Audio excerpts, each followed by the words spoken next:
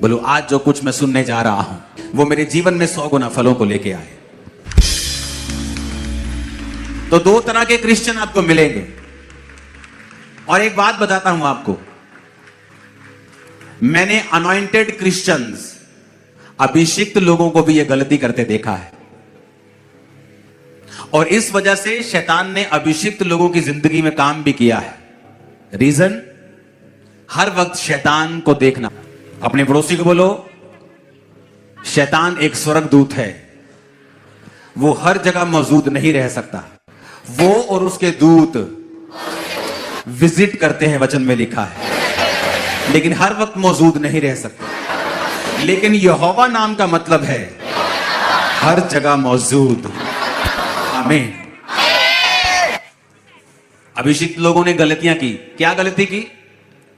ओए तेरे कोल शैतान खड़ा, ओए तेरे जीवन च शैतान काम कर रहा, ओए तेरे ऊपर शैतानी आत्मा तेरे पे अटैक कर रहा, ओए तू शैतान के खिलाफ प्रार्थना कर, शैतान तेरी जिंदगी से काम कर। ये कभी कभी आपको मैसेज मिलता है, लेकिन हर बार शैतान कुछ हो गया, छींक आ गई, शैतान चाहे गोलगप्पे खा के आई हो,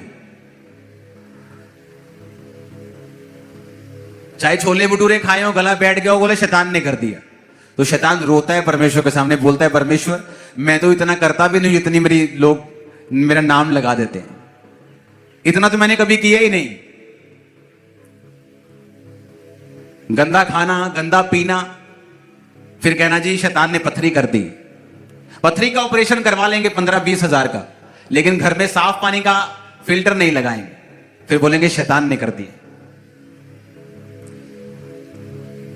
तो दो तरह के लोग होते हैं, एक शैतानी कॉन्शियस, तेरे ऊपर शैतान है, मैं वहां गया मुझे शैतान दिखा, उनके घर में बड़ी दुष्ट आत्माएं थी। दूसरी तरह के क्रिश्चियन वो हैं जो स्पिरिट कॉन्शियस हैं, जो हर वक्त परमेश्वर की आत्मा की और ज्यादा ध्यान देते हैं कि मैं जा रहा हूं। वचन कहता है, आत्मा कहता है, धन्य है तू अंदर आते समय, धन्य है तू बाहर जाते समय, धन्य है तेरा बैंक बैलेंस, धन्य है तेरी कठौती, तेरा काम, तेरा धंधा, तेरा बच्चा, तेरी पत्नी, तेरा पति, जो भी तेरे पास है वो धन्य है। यहोवा का मतलब है हर जगह मौजूद। परमेश्वर की आत्मा जो मेरे अंदर है वो कहता है कि जिस आत्मा ने यीशु मसीह को मुर्दों में से जी उठाया, वो तुम्हारे मुर्दा शरीरों को क्यों ना जी उठाएगा। अगर मेरे अंदर परमेश्वर का आत्मा है, यहोवा जो हर जगह मेरे साथ मौजूद है, और वो मुझे कहता है धन्य है तू बाहर आते समय, भीतर आते समय, धन्य है जहां तू जाएगा परमेश्वर तेरे साथ है, तो शैतान कहां आ गया। जब कॉन्शियस ऐसा हो जाएगा, जब आपके विवेक में और आपके सबकॉन्शियस में, माइंड में ये चीजें घुस जाएंगे कि परमेश्वर आपके संग है, तो आप वही फिर एक्सपेक्ट करेंगे जो परमेश्वर की ओर से आता है। और मोस्टली ऐसे गलती करने वाले लोग आत्मिक होते हैं, कम नॉलेज वाले आत्मिक, कम नॉलेज वाले पास्टर्स, जो हर वक्त शैतान को महिमा देते हैं। और मैंने उनकी लाइफ में शैतान को काम करते हुए देखा है, बीमारियों के रूप में भी, तकलीफों के रूप में भी, क्योंकि उन्होंने शैतान का नाम ज्यादा लिया है और परमेश्वर का नाम कम लिया है।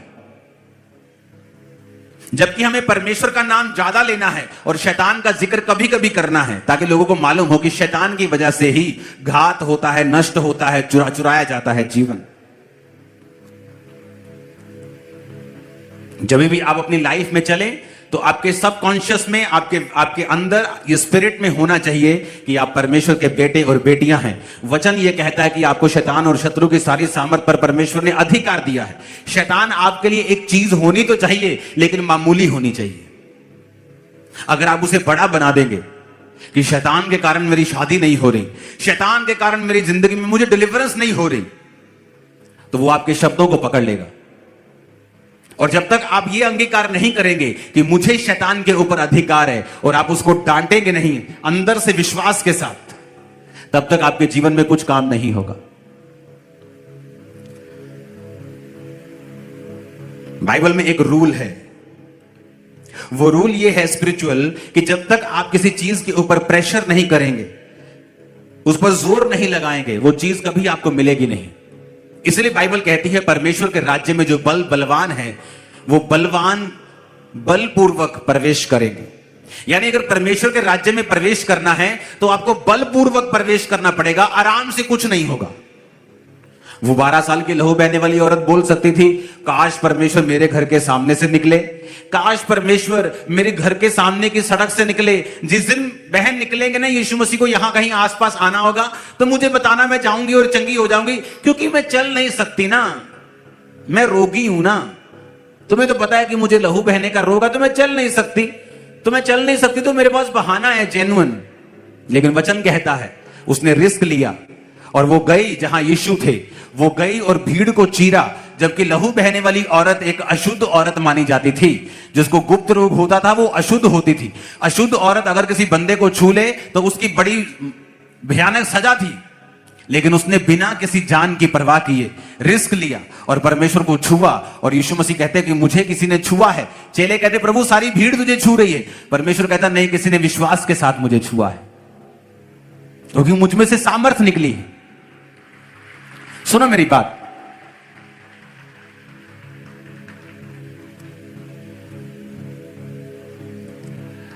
अगर आप बलपूर्वक प्रवेश नहीं करेंगे तो आप उसके राज्य में प्रवेश नहीं कर सकते। अगर शैतान ने आपको यकीन दिलवा दिया कि वो आपके साथ है, वो आपके अंदर है, वो आप पे अटैक कर रहा है, आपको डिलीवरेंस की जरूरत है उससे, कितनी देर तक?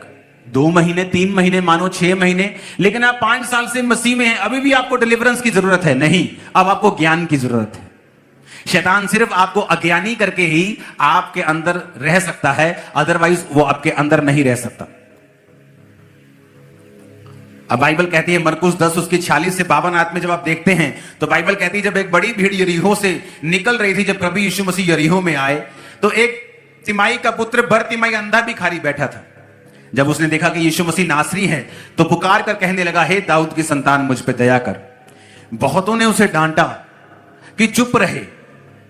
आप इमेजिन करो, एक अंधा है और जीसस को पुकार रहा है और लोग उसे डांट रहे हैं। क्या लोगों का दिमाग खराब है क्या?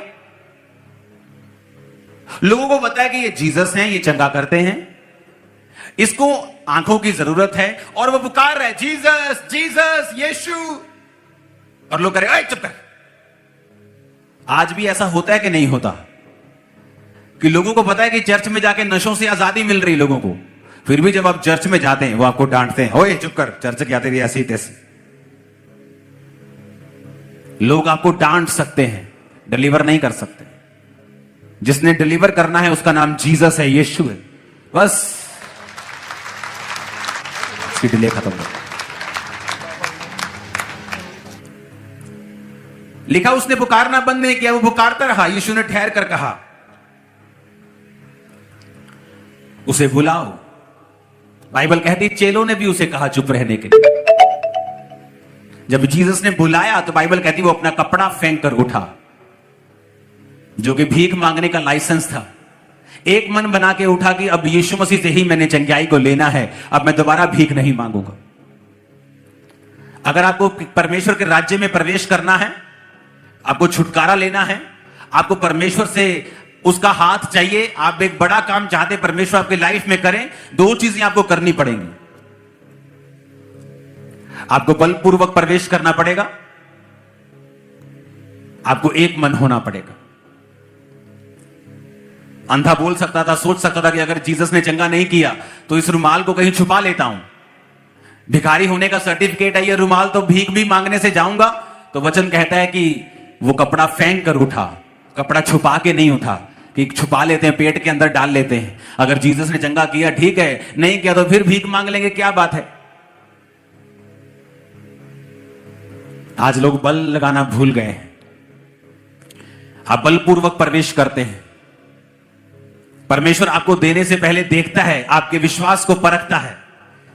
लोगों ने डांटा, वो चुप नहीं किया, चेलों ने डांटा, वो चुप नहीं किया। जीसस ने कहा इसकी पुकार जेन्युइन है, इसे बुलाओ।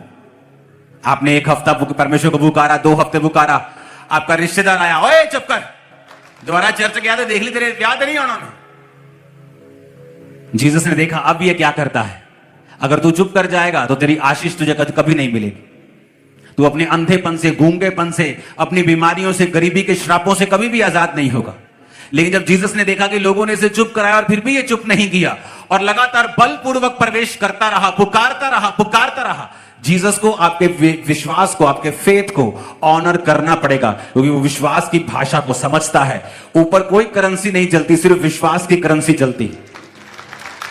जिसका विश्वास बड़ा है, आज किसी के पास 5 मरले का घर है, किसी कोई रेंट पे रहता है, किसी के पास 100 मरले का घर है, किसी के पास 5 एकड़ का घर है। बात है किसी के पास ज्यादा करेंसी है तो वो बड़ा घर खरीद रहा है, किसी के पास करेंसी नहीं है तो वो किराए पे रह रहा है, किसी के पास किराया देने की भी करेंसी नहीं है तो वो कहीं सड़क पे रह रहा है। बात करेंसी की है। हेवन में करेंसी चलती है विश्वास की। अगर आपका विश्वास बड़ा है आप बड़े काम कर सकते हैं, ठीक है आप ठीक काम कर सकते हैं, छोटा है आप छोटे काम कर सकते हैं। संपूर्ण विश्वास है। उसने कहा पहाड़ों को भी तुम हिलाओगे, बोलोगे जाओ और समुद्र में जा पड़, वो समुद्र में चला जाएगा। अब वो तुम्हारे ऊपर निर्भर करता है। तुमने यीशु को पुकारा, लोगों ने तुम्हें चुप कराया और तुम चुप कर गए, किसका नुकसान हुआ? तुम्हारा, क्योंकि यीशु मसीह ने फिर तुम्हें इग्नोर कर दिया। और यीशु मसीह ने पहली आवाज पे उसे कभी जवाब नहीं दिया। वो पुकारता रहा। कई बार तो लोगों ने इतना परमेश्वर को पुकारा कि चेलों को जाके परमेश्वर को कहना पड़ा, प्रभु ये बहुत देर से औरत तुझे पुकारती हुई आ रही है, तो इसकी प्रार्थना को क्यों नहीं सुन रहा? चेलों को बोलना पड़ा परमेश्वर को, प्रभु इसकी प्रार्थना सुनिए, बहुत देर से तुझे पुकारती हुई आ रही है, ये बहुत देर से तेरे पीछे जीसस यीशु कहती आ रही है, तू क्यों इसको इग्नोर कर रहा है? क्योंकि परमेश्वर के किंगडम के, उसके राज्य के रूल्स रेगुलेशंस हैं कि परमेश्वर के राज्य में अगर प्रवेश करना है आपको बलपूर्वक प्रवेश करना पड़ेगा। वो शैतानी अटैक खत्म नहीं हो रहा, रखो रोजे, करो प्रार्थना, करो नाइट प्रेयर स्टार्ट, रात को रोज 12 से 2 प्रार्थना करो, डांटो शैतान को, भगाओ उसे, नहीं भागता तो वो भागेगा, क्योंकि वचन में लिखा है वो हारेगा। तू शैतान का सामना करेगा, वो तेरे सामने झुकेगा, वचन में लिखा है। अगर जीसस ने लिखा है तो ये पूरा होगा। आज के बाद जब भी आप नाइट प्रार्थना में बैठेंगे और शैतान को डांटेंगे, आप विक्ट्री को पाएंगे, जीत को पाएंगे, गवाही के साथ वापिस आए। आमीन खड़कने वाला चाहिए जरा मेरे को। Hallelujah, hallelujah. आप देखेंगे बाइबल में तो आपको जो भी कुछ कीमती मिला है वो बलपूर्वक मिला है। एलिया कहता अलीशा को, कहता चला जा, मुझे तेरी जरूरत नहीं है।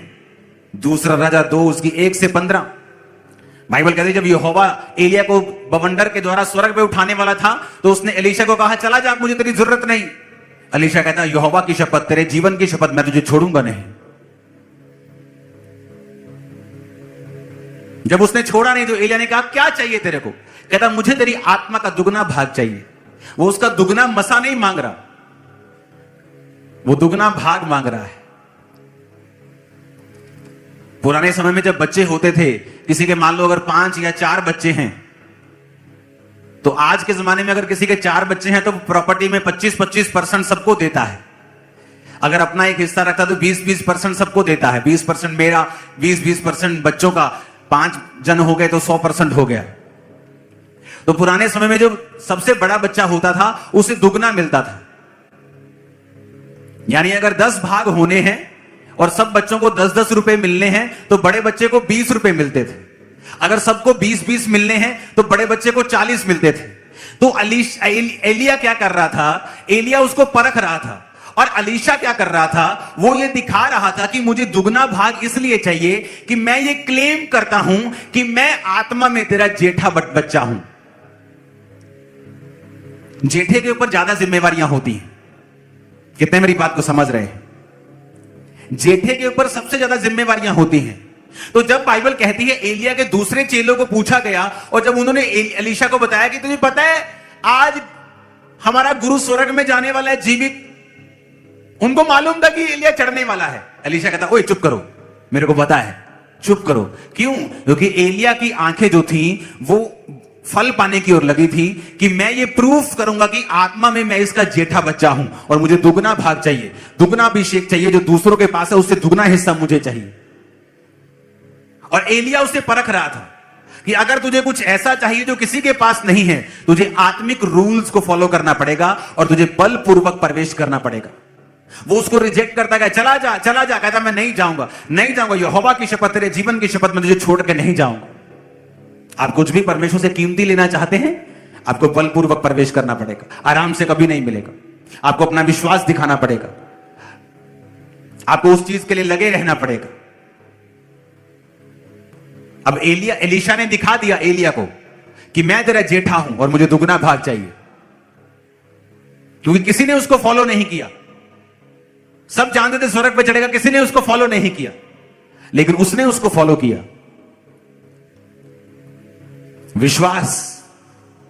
विश्वास के कदम जो अडिग हो कि मुझे ये परमेश्वर से चाहिए। डॉक्टर ने मना कर दिया, देखने में इम्पॉसिबल लग रहा है, सेंस कैरियर नहीं होगा। आप विश्वास से प्रार्थना करते हैं, आप लगे रहते हैं, सालों साल फास्टिंग के साथ प्रार्थना करते हैं। एक दिन ऐसा आएगा, कुछ रातें भी ऐसी आएंगी जहां आपको लगेगा कि कोई फायदा नहीं, लेकिन एक दिन ऐसा आएगा जब आप अपनी लाइफ की सबसे बड़ी गवाही को ले चुके होंगे और परमेश्वर की महिमा कर रहे होंगे और परमेश्वर के नाम की स्तुति कर रहे होंगे कि आप परमेश्वर में खड़े रहे हो और आपने रूल्स को फॉलो किया है।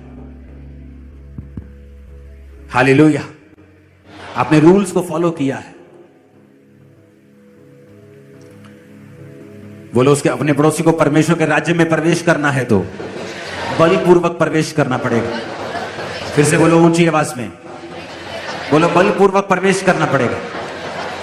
हमें थकना नहीं है, विश्वास में कम नहीं होना है, प्रार्थना में कम नहीं होना है, बल्कि लगे रहना है, लगे रहना है, लगे रहना है।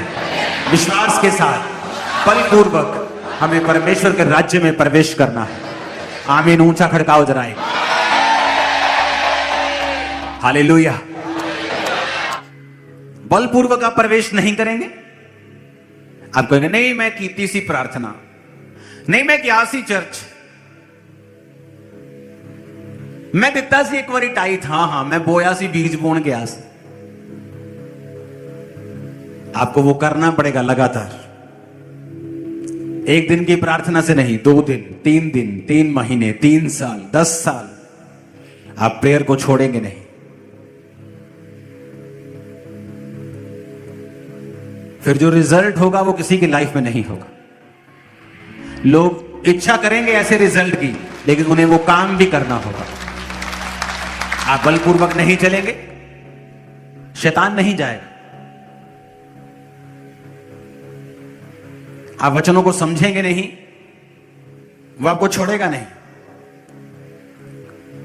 जिस दिन आप वचन समझ जाएंगे कि परमेश्वर मेरे ऊपर, मेरे बाहर, मेरे अंदर, जहां मैं जाऊंगा वो मेरे संग, हर जगह वो मौजूद है, तो शैतान का कोई रोल मेरी लाइफ में नहीं रहा। मैं जब तक मसीह में नहीं था तब तक शैतान मेरे जीवन में काम करता था, लेकिन अब जब मेरे मसीह में आ चुका हूं, मेरी लाइफ में उसका कोई हिस्सा नहीं है। आप प्रार्थना करेंगे, आप डांटेंगे, आप भगाएंगे, विश्वास करेंगे जो वचन में लिखा है कि मेरे पास अधिकार है, शैतान के पास नहीं। जैसा आप विश्वास करेंगे, जैसा आप चलेंगे, वैसा ही आपके साथ होगा। आमीन। आपको विश्वास में पक्के होना होगा, बलपूर्वक प्रवेश करना होगा। आपको बेसिक कभी नहीं भूलना होगा कि प्रार्थना, उपवास आपका बेसिक है। इसलिए जब आप प्रार्थना करने के लिए बैठते हैं, इमेजिन करो शैतान कितने तरह के अटैक आपकी लाइफ पर करने की कोशिश करता है। आपको काम याद आ जाएंगे, आपको सडनली किसी की कही हुई बात याद आ जाएगी, कोई नेगेटिव चीज आपके दिमाग में आ जाएगी, कोई व्यभिचार की बात आपके दिमाग में आ जाएगी। जैसे ही आप प्रार्थना करने के लिए बैठेंगे, फोन पे आपको आपका आत्मिक काम याद आ जाएगा, क्योंकि शैतान आप कुछ भी कर ले, लेकिन आपको प्रार्थना करने वो देना नहीं चाहता है। उसे मालूम है कि अगर वो प्रार्थना करेगा, वो बलपूर्वक परमेश्वर के राज्य में प्रवेश करेगा। इसलिए वो आपकी प्रेयर लाइफ पर हमेशा अटैक करने की कोशिश करता है, क्योंकि जैसे ही आप प्रेयर करते हैं, हेवन में कुछ होता है। उस समय चाहे आपको नजर ना आए, लेकिन हेवनली रेलम में बड़ी चीजें होती हैं जिन्हें आप इन नंगी आंखों से नहीं समझ सकते हैं। ये हिलना डुलना बंद करो मेरे आसपास। बाइबल कहती है दानियेल ने सोचा कि मैं प्रार्थना करूंगा, और बाइबल कहती है फास्टिंग के साथ वो प्रार्थना करने के लिए बैठा, और जब प्रार्थना करने के लिए बैठा तो परमेश्वर ने दूत को पहले दिन ही भेज दिया उसके जवाब के साथ। लेकिन वचन कहता है जब दूत उसको मिला 21वें दिन, तो उसने कहा मैं जब तू पहले दिन ही मन लगाकर प्रार्थना करने के लिए बैठा था तो मैं प्रार्थना का उत्तर लेके निकल आया, लेकिन रास्ते में शैतान मुझको रोके रहा, कहता फिर मिकाएल स्वर्गदूत आया और उसने उस शैतान से लड़ाई की। अब मैं जब तेरे से चला जाऊंगा वापिस तो मैं उस शैतान से फिर लड़ूंगा। अगर आप हिस्ट्री की बुक्स को पढ़ें तो बाइबल कहती है, हिस्ट्री की बुक्स कहती हैं बाइबल के उस वचन के बाद वहां की जो गवर्नमेंट थी वो बदल गई थी, राजा चेंज हो गया था। आत्मा में कुछ हुआ, ऊपर हुआ, लेकिन धरती पे उसका रिजल्ट कुछ महीनों के बाद आया। कई बार आप नहीं समझते, नहीं जान पाते कि परमेश्वर क्या कर रहा है, लेकिन जब आप प्रार्थना में होते हैं, गैर भाषा की प्रार्थना करते हैं, तो आपको यह मालूम नहीं होता आप क्या कर रहे हैं, लेकिन आपको बाद में मालूम होता है कि परमेश्वर ने किस तरह से आपके रास्तों को खोला है। कोई बंदा बैठकर इस समय आपके खिलाफ योजनाएं बना रहा है, आप उसे जानते भी नहीं, आपने उसे देखा भी नहीं, उसने कभी आपसे वो मिला नहीं, लेकिन फिर भी वो आपके खिलाफ योजनाएं बना रहा है। कौन उन योजनाओं को नाश करेगा? आपकी प्रार्थनाएं उन योजनाओं को नाश करेंगी। नाश ही नहीं करेंगी बल्कि शर्मिंदा करेंगी, गड्ढे में डाल देगी उन सब योजनाओं को। मैं आपको बता रहा हूं, जब आप प्रार्थना करेंगे। एक दिन एक बंदा रात को बेचैन होकर उठा, और जब बेचैन होकर उठा तो पवित्र आत्मा ने कहा गैर भाषा में प्रार्थना करो। वो गैर भाषा में प्रार्थना करता गया, कितनी देर बेचैनी खत्म नहीं हुई। एक समय आया, कुछ घंटे के बाद बेचैनी खत्म हो गई। कई बार आप बेचैन फील करते हैं, रात को एकदम से नींद आपको जाग जाती, आप बोलते मुझे रात को नींद नहीं आती। परमेश्वर का आत्मा कई बार आपको उठाता है रात को प्रार्थना करने के लिए, लेकिन आप उसके मैसेज को, आप आत्मिक रूप से इतने मैच्योर नहीं होते कि आप उन मैसेजेस को समझ सकें। कई बार आपको बेचैनी अगर फील होती है तो वो प्रार्थना की कॉल होती है कि आपको प्रार्थना करनी है। कई बार आपको बड़ी निराशा फील होती है, कई बार दिल में आपको बड़ा डीप, आपको बड़ा सैड फील होता है, लेकिन आप जब देखते हैं यार आप तो घूम फिर रहे हैं, आप तो बड़े एंजॉय कर रहे हैं, लेकिन ये स्पिरिट में जो सैडनेस है, स्पिरिट में कुछ बेचैनी है कि किस लिए मेरी लाइफ में आ रही है, वो एक प्रार्थना की कॉल होती है कि परमेश्वर का आत्मा आपको प्रार्थना करने के लिए कह रहा है। कितने मेरी बात को समझ रहे हैं? उस बंदे ने प्रार्थना की, तब व्हाट्सएप नहीं होते थे, फोन नहीं होते थे, कुछ नहीं होता था। थोड़े दिन बाद वो अपने सगे भाई से मिला और उसके सगे भाई ने बताया मेरे भाई फलानी डेट को रात को इतने बजे मुझे हार्ट अटैक हुआ, और जब हार्ट अटैक हुआ तो मैं मर गया था, मैं मर गया और मुझे हॉस्पिटल लेके जा रहे थे, लेकिन सडनली कुछ देर के बाद मेरी सांसें वापिस आ गई। तो उसने कहा किस तारीख को हुआ? उसने कहा मेरे को ये फलानी तारीख को, इस तारीख को हुआ। उसने कहा उसी तारीख को मेरे को परमेश्वर ने कहा था उठाकर, जो मैं बेचैनी फील कर रहा था रात को उठ गया और मैंने गैर भाषा में प्रार्थना की थी। और वचन में लिखा है कि तुम अपने अति पवित्र विश्वास में प्रार्थना करो, गैर भाषा में प्रार्थना करो। इसलिए पौलुस ने कहा मैं आत्मा में प्रार्थना करूंगा, मैं बुद्धि से भी प्रार्थना करूंगा। आत्मा से प्रार्थना कैसे करनी है? गैर भाषाओं से। बुद्धि से कैसे करनी है? जो मुझे चाहिए, परमेश्वर ये वाले रास्ते को साफ कर, परमेश्वर ये वाले रास्ते को साफ कर, परमेश्वर मेरे भाई को बचा, मेरी फलानी बहन को बचा। बुद्धि से प्रार्थना। आत्मा से प्रार्थना कैसे करनी है? गैर भाषा से प्रार्थना, क्योंकि बाइबल कहती है आप नहीं जानते आने वाले समय में क्या होगा, आप नहीं जानते प्रार्थना किस रीति से करनी चाहिए। वो आपको तरीके के बारे में बात नहीं कर रहा कि किस रीति से करनी चाहिए, कि पहले मैं ऐसे हाथ उठाऊं, ऐसे घुटने लगाऊं, वो उस रीति की बात नहीं कर रहा। क्योंकि प्रार्थना, आत्मा ये कह रहा है कि तुम्हें नहीं पता फ्यूचर में क्या होगा, कौन तुम्हारा दुश्मन है, कौन तुम्हारे लिए क्या सोच रहा है, कब फ्यूचर में तुम्हारे साथ क्या होगा। इसीलिए वचन कहता है कि जो धर्मी होता है और आत्मिक होता है वो बुरे समाचार से डरता नहीं है। धर्मी कभी भी फ्यूचर के बारे में चिंतित नहीं रहता, उसे पता है परमेश्वर कहता है मैं पहला और आखिरी हूं। उसने रेस शुरू भी की है और वो रेस के आखिर में भी है। वो कह रहा है मैं आखिर में पहुंच गया हूं, बेटा तू आजा, बेटी आजा, कोई प्रॉब्लम नहीं होगी, आजा तू, मेरे तेरे साथ हूं। आप मेरी बात समझ रहे कि नहीं? आप लुधियाना में हैं मान लीजिए, और लुधियाना से जलंधर आना है, और एक बंदा आपको कह रहा है जलंधर से कि चिंता मत कर, आजा, मैं पार कर चुका हूं। वो परमेश्वर है, हम रास्ते में हैं। परमेश्वर कह रहा है आजा, मैं पार कर चुका हूं, मैं आखिरी हूं, तू आजा, मैं तेरे साथ हूं, मैं तेरे संग हूं, मैं तुझे छोड़ूंगा नहीं, त्यागूंगा नहीं, तेरे संग रहूंगा, अपने धर्म में हाथ से तुझे संभाले रहूंगा, तू ना गिरेगा। कितने मेरी बात को समझ रहे हैं? हमें ये बातों को समझने की जरूरत है। इसलिए शैतान आपके प्रार्थना के जीवन के ऊपर अटैक करता है। तो जब उसने बताया कि उस रात मैंने प्रार्थना की थी गैर भाषा में, मुझे नहीं मालूम प्रार्थना मैं किसके लिए कर रहा हूं। आप प्रार्थना कर रहे हो सकता है आपके पास्टर के लिए प्रार्थना कर रहे हो, अपने बच्चों के लिए प्रार्थना कर रहे हो, आने वाले किसी बैड न्यूज को कैंसिल करने के लिए प्रार्थना कर रहे हो। और इमेजिन करो आपको आत्मा बेचैन करता है या आपको प्रार्थना करने का अंदर से आपको एक मन होता है, लेकिन आप प्रार्थना नहीं करते। सोचो आने वाले समय में फिर जब वो चीजें होंगी तो हमें मालूम नहीं होगा और हम कहेंगे ओ परमेश्वर जी, हम मेरे साथ ऐसा कैसे हो सकता है, मेरे ऊपर ये शैतान ऐसे काम कैसे कर गया, मेरे बच्चे के जीवन में शैतान काम क्यों कर गया, मेरे फलानी जगह के ऊपर शैतान कैसे काम कर सकता है। क्योंकि वो मोमेंट था एक, उस मोमेंट में आपने मिस कर दिया तो शैतान को पता है इसने मिस कर दिया, और इसलिए तो कहा है पवित्र आत्मा तुम्हारा मददगार है। कई बार आप एक जगह पे खड़े हैं और आप कुछ बोलने लगते हैं, परमेश्वर का आत्मा कहता है चुप कर जा, मत बोल। कई बार मैं कई जगहों पे जा रहा होता हूं तो परमेश्वर का आत्मा कह रहा है नहीं बोलना है, और कई बार परमेश्वर का आत्मा कहता है बोल। जहां आपको लगता है चुप होना चाहिए, बड़े आदमी खड़े हैं, परमेश्वर कहता है बोल, यहां बोलना है। कहां चुप रहना है, कहां बोलना है, पवित्र आत्मा आपको बताता है। प्रार्थना करनी है, पवित्र आत्मा आपको बताता है। जैसे आप पवित्र आत्मा की सहायता से प्रार्थना करना शुरू करते हैं, आप फ्यूचर में कई सारी बैड न्यूज को कैंसिल कर लेते हैं, कई सारे रास्तों को ओपन कर देते हैं, कई सारी अपॉर्चुनिटीज आपकी लाइफ में एंटर करती हैं जब आप आत्मा में प्रार्थना करते हैं। क्योंकि बिना बल पूर्वक आप उसके राज्य में प्रवेश नहीं कर सकते, बिना विश्वास के आप उसको प्रसन्न नहीं कर सकते। आपको अपना विश्वास, अपना ढीठपन आत्मा में पॉजिटिवली आपको दिखाना है कि आप परमेश्वर के पीछे हैं और आप उसी से इस आशीष को लेंगे और आप उसी के पीछे, आप उसको छोड़ेंगे नहीं। आप उसके राज्य में प्रवेश करने के लिए जितना बल लगाना पड़े आप लगाएंगे। ऊंची आवाज में हालेलुया बोलो। आप तैयार हैं उसके राज्य में बलपूर्वक प्रवेश करने के लिए, प्रार्थना करने के लिए, विश्वास के साथ, बल के साथ, बिना थके, बिना रुके। और आपके कॉन्शियस, सबकॉन्शियस मन, आपका विवेक हर वक्त इस बात को समझने के लिए कि मेरे चारों ओर परमेश्वर का घेरा है, शैतान का घेरा नहीं। किसका घेरा है? आपके अंदर कौन है? परमेश्वर। क्या शैतान आपको छू सकता है? ना, वो तो डरता है आपसे। लेकिन जब आप अपने मुंह से कह देते हो कि शैतान मेरे पे अटैक कर दा, तो शैतान कहता है ये तो कुछ और कह रहा है। क्योंकि शैतान को नहीं पता आपके दिल में क्या है, स्वर्गदूत को नहीं पता होता आपके दिल में क्या है। वो आपको मैसेज देता है।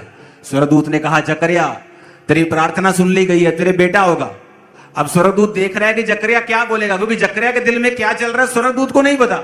जकरिया कहता है ये कैसे हो सकता है, मेरी पत्नी तो बहुत बूढ़ी है, वो तो बांझ है। स्वर्गदूत कहता ले अभी ये अपना काम खराब करेगा। अगर ये बोलता रहा तो अपनी बोल से ही अपनी वाइफ के गर्भ को बंद कर देगा ये। उसने कहा मैं तेरे को गूंगा करता हूं। क्यों गूंगा कर रहा हूं? ताकि तू ये बोल बोल के अपनी आशीष गवा ना ले। जब प्रेगनेंसी हो जाएगी, बच्चा हो जाएगा, मैं तेरी जुबान खोल दूंगा। और बाइबल कहती है जब बच्चा हो गया तो वहां पे जो नाम होते थे वो बाप दादाओं के परिवार के नाम पे रखे जाते थे। जैसे दादा का नाम भी यूहन्ना है तो उसका नाम भी यूहन्ना है, दादा का नाम फलाना है तो दादा परदादा बाप के नाम ही आते थे बच्चे के।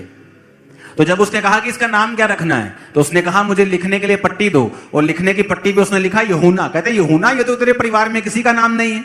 कहता नहीं इसका नाम यूहन्ना है, स्वर्गदूत ने कहा था इसका नाम यूहन्ना है। जैसे उन्होंने कहा लो अभी यूहन्ना आ गया, जुबान खुल गई, और जैसे ही जुबान खुली भविष्यवाणी करने लगा। क्यों? क्योंकि स्वर्गदूत को नहीं पता आपके दिल में क्या है, वो आपकी जुबान देखता है। शैतान भी गिरा हुआ स्वर्गदूत है। जब वो आपको यकीन दिलवाता है तेरे सिर में जो दर्द हो रहा है ना, ये मैं कर रहा हूं, मैं तेरे अंदर हूं, जादू टोना तेरे अंदर है। फिर वो देखता है ऐसे खड़ा होके कि अब ये बहन क्या बोलेगी। अगर तो वो ये बोलेगी मैं ना प्रार्थना करवानी है, मेरे अंदर शैतान बोलता हो तसल्ली हो गई मेरी, अब ये इसने अंगीकार कर दिया, अब मैं इसके अंदर ऑफिशियली जा सकता हूं, कोई मुझे रोक नहीं सकता। लेकिन जब वो वचन की जानकार है, वो ये कहेगी कि सिर दर्द हो रहा है ना, कि शैतान तो मेरे जीवन में कोई काम नहीं कर सकता, मैं परमेश्वर की बेटी हूं, परमेश्वर ने मुझे सांपों और बिच्छुओं को रौंदने का अधिकार दिया, भाग जा शैतान, और सिर दर्द, शैतान चला जाएगा। शैतान इस दुनिया में जब आप इस दुनिया के सबसे ज्यादा अमीर हो जाएं, वो इससे निराश नहीं होता। आपके पास 10-15 गाड़ियां आ जाएं, वो निराश नहीं होता। आप हील हो गए, वो निराश नहीं होता। उसे पता है ये टेम्परेरी चीजें हो सकती हैं, लेकिन जिस दिन आप वचन जान गए, वो मर जाएगा डिप्रेशन से। उसे पता है ये चीज है जो उसे खत्म करेगी सदा के लिए। और जब वो देखता है कि आपको नॉलेज हो गई है, फिर उस विषय के ऊपर वो थोड़ी देर तंग करने के बाद आपके जीवन को छोड़ के सदा के लिए चला जाता है। फिर वो दूसरे तरीके से ट्राई करता है, कोई और लड़ाई और कोई झगड़ा और कोई झमेला, नहीं तो क्योंकि वो आपके अंदर अब नहीं आ सकता, क्योंकि आपने अंगीकार कर लिया है कि मुझे शैतान को रौंदने का परमेश्वर ने अधिकार दिया। अगर आप अंगीकार नहीं करेंगे, दुनिया का कोई पास्टर आपको डिलीवर नहीं कर सकता। अगर आपका अंगीकार रॉन्ग है तो ऊंची आवाज में बोलो हालेलुया।